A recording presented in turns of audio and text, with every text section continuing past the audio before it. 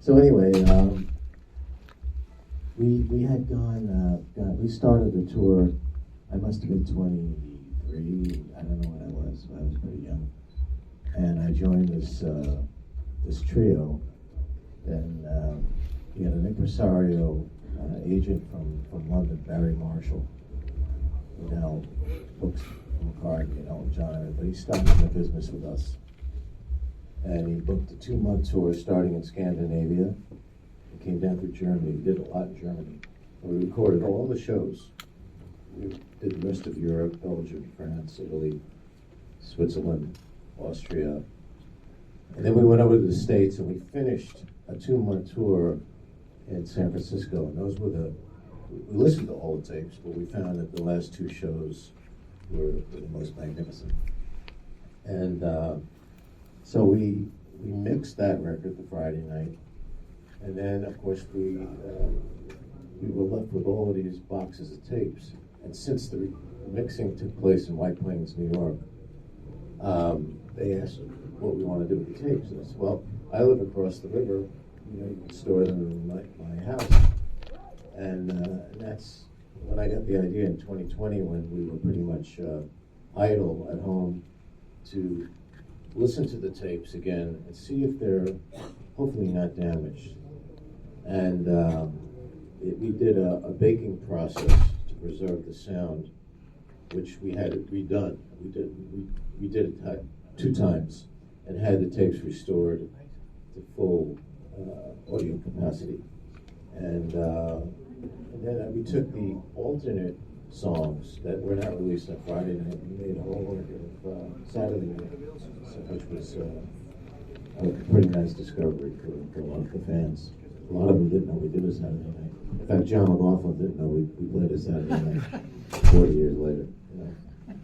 So anyway, the whole experience of the years, of 40 plus years of dealing with record companies, I've never had one so fruitful and fulfilling as the one I had with dealing with A.B. Vaughn. I mean, she was so meticulous and went out on a limb so many times that I was really captivated with the attention to detail.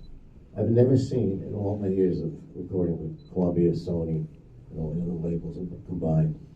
And she really made this record happen. I mean, I did a lot of the editing. And I'll tell a story about the editing. Because I spent with my engineer a good, probably couple of months editing to fit the sides of the vinyl. It was very hard to do, to cut parts of solos out. So I had to sit and make the determination for John. Papa is deceased, so I had to really think about keeping the best aspects of the record intact and dissecting what we could lose in order to meet the size of the vinyl. We spent all of our time editing. Since it was the second night, it was the same microphone, same ambient, same everything. We didn't pay a lot of attention to A being correct. Sorry, A B. We didn't pay a lot of attention to actually A being against Friday night because it was the same theater. So when Bernie Goodman, the mastering god on the West Coast, he heard it, he goes, it sounds like a different record. So A.B. calls me and says, Al, are you sure it's the same place? I said, absolutely. All the boxes are labeled perfectly. She goes, well, she brought up a point. I said, did you A.B. against the Friday? And I said, actually, no.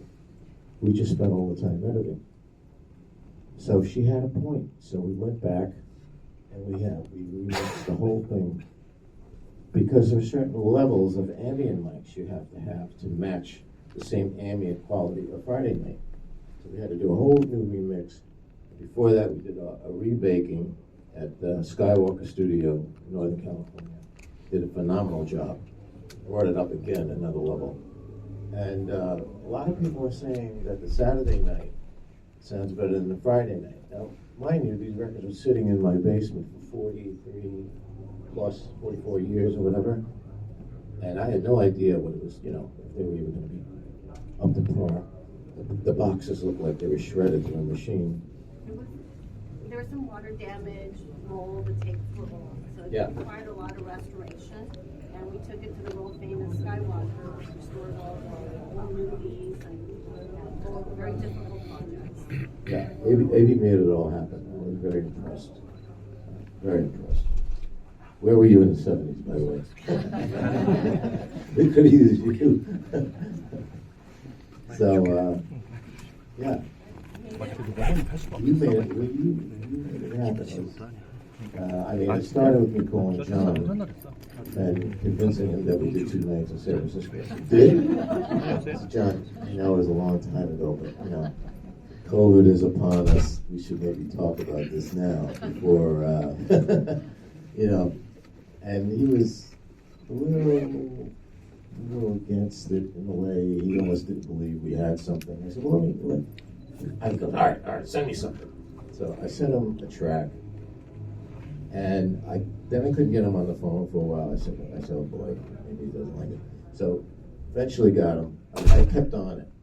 I really kind of resurrected a friendship. And he says, it sounds phenomenal.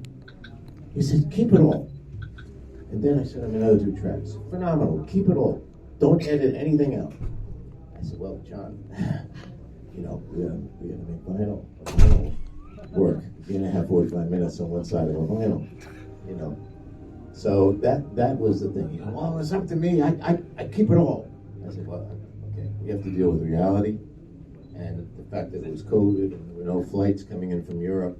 It looks like I had the balls in my court. You got to trust me. And he had a hard time with that. However, in the end, he congratulated A.B. He even congratulated me, which was very hard to believe I would get a congratulations from John on anything. But it was nice thing, and I said, wow. Your wife writes a very nice So that's it. We made a documentary. It's on Elusive Disc's YouTube channel. Elusive Disc, D-I-S-C, and it's like a 30-minute of the making of Saturday Night, and we kind of filmed our entire process, talk about editing.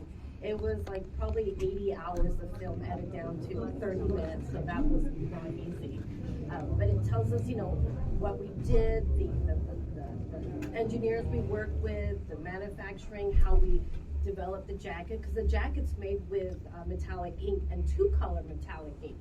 And this type of metallic ink is difficult because you have to lay the silver down and let it dry for 48 hours before running the second coat. So that took up a lot of press time. And we did it during COVID, so it was a very, nothing was normal. Nothing worked normal during COVID.